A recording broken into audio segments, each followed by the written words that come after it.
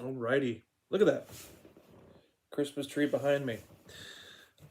As I stated in one of the recent videos, I've done some changing in my bedroom. This is a new angle. You're actually sitting on a table that I just got. It was given to me. Sister Michaela gave me a table from her apartment.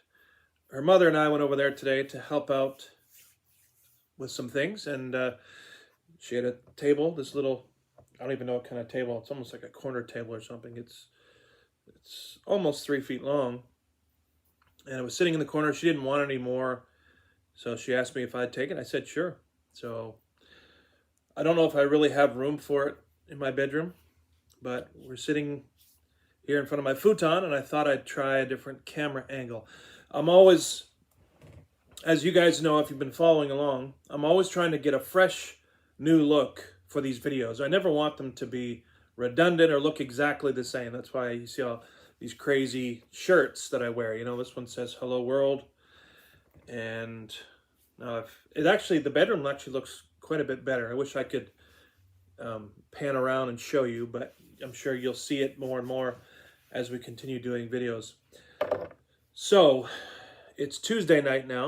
I'll tell you, time just keeps flying by. It's going to be Wednesday already tomorrow. I can't believe it. And the next thing you know, it'll be Thursday and church night, and then boom, the weekend's here. It's Sunday night again, coming back from church, and the whole week starts again. It's just absolutely flying by, and we're flying through this now. This is November the 27th. It's entitled Not Repeated, but Perpetuated.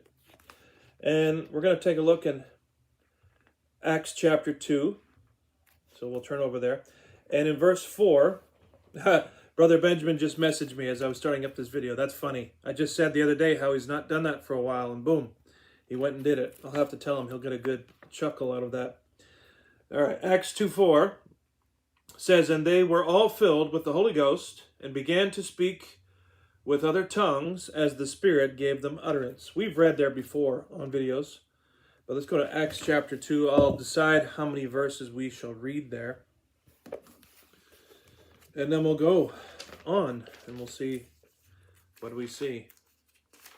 I can hear Tristan out in his truck. He's just sitting. The truck's got an issue. He can't really drive it, so he's sitting out there with it on and playing some kind of noise. Don't know what it is. His kind of music and my kind of music don't match, I'll tell you that. All right, and shouts out to everybody watching. Shouts out to my mother. Hope you're doing good, Mom. Hope you're feeling better. I guess I'll have to give you another phone call soon. After all, it's only been 2 days, right? Okay, chapter 2, verse 1 in Acts.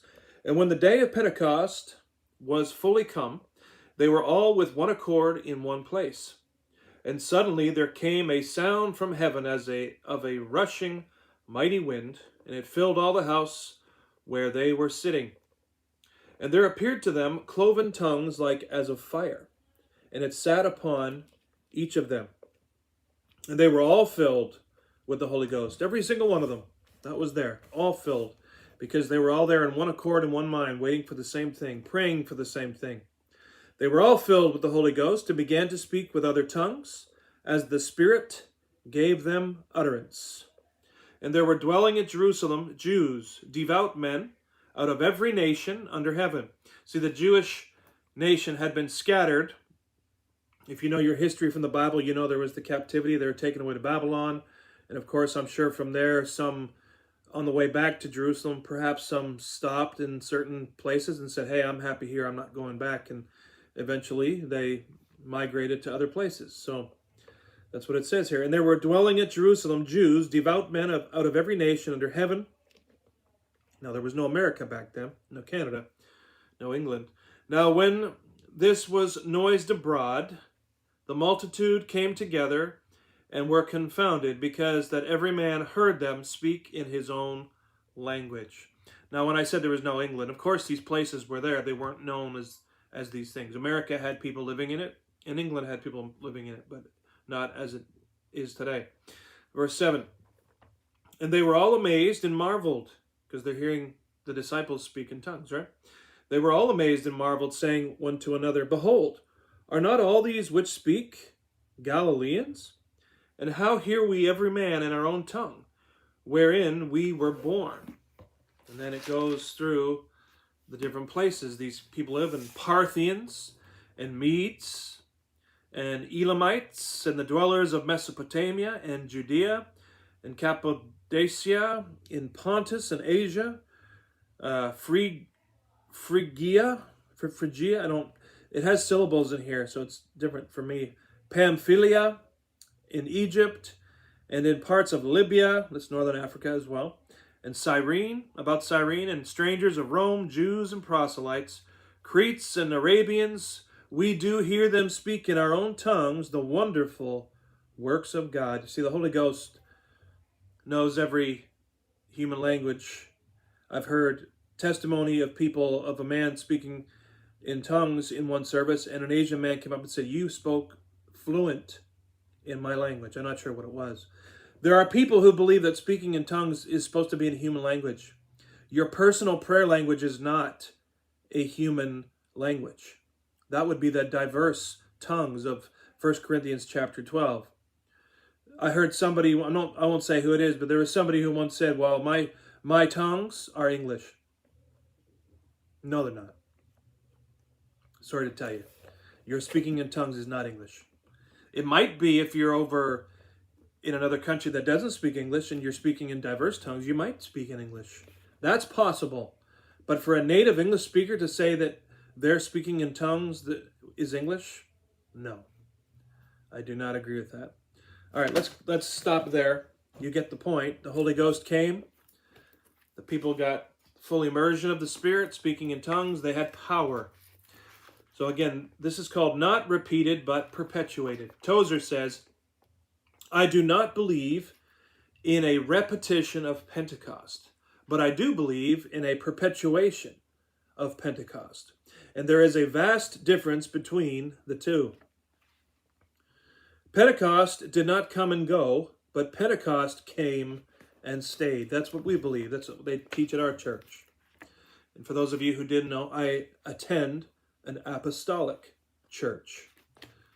I've never called myself, only when I was younger, when I didn't understand. I was raised in the Baptist church, so of course back then I had said, yeah, I'm a Baptist, this, that. But when I came back to the Lord 11 years ago now, I have never called myself this or that. I've never said, well, I'm non-denominational or this or that. I just go to church. I'm a Christian. I believe in what the apostles first preached. So if that makes me apostolic, so be it. But I don't really attach myself to labels or have labels attached to me. I'm just a born-again Christian. I speak in tongues. I do the things that the first disciples did, and you can too. What is the eternal and abiding element in Pentecost? Was something given? Was there a deposit made? What came to pass that was internal, heavenly, permanent, and lasting? In order to discover what this element was, we must find out what was promised. According to John 14:16, Jesus said, I will pray the Father, and he shall give you another comforter. The wind, the fire, and the appearance have never been repeated, as far as I know. But the Comforter came. He came and filled them. He came to abide in them. He came to make Jesus real. He came to give them inward moral ability to do right and inward ability to do God's work. That stayed, and it is still here. I agree with Tozer with that completely. The humblest Christian is called to live a miracle, a life that is a moral and spiritual life with such intensity and such purity that no human being can do it. Only Jesus Christ can do it. As I close here, let me ask you a question. And I don't say this to sound bad by any means, okay? But as a Christian, we are called to live a separate life from the world, right? And for those of us who do, let me ask you this. Don't you take some pride in that? What do I mean? I like the fact that I'm different. I don't want to be the same as everybody else. I'm a Christian. I'm a different Christian because I now preach what I live, and I live what I preach, just like Jesus did. Jesus preached what he lived. And I try my utmost to do that. I don't tell people to do things that I'm not willing to do myself. I do live quite a strict lifestyle. I can't be compromised. I can't be bribed. I'm not saying this to sound arrogant or to be prideful. I'm just saying it's about integrity. Do you take integrity and pride in being separated from this world? I don't mean that in a negative way, but I do. I take this seriously, and I'm happy to be different than everybody else. Hopefully you are as well. All right, I'm going to let you go. I'm going to give my voice a rest. God bless you guys, and I'll see you in the next Tozer Devotional.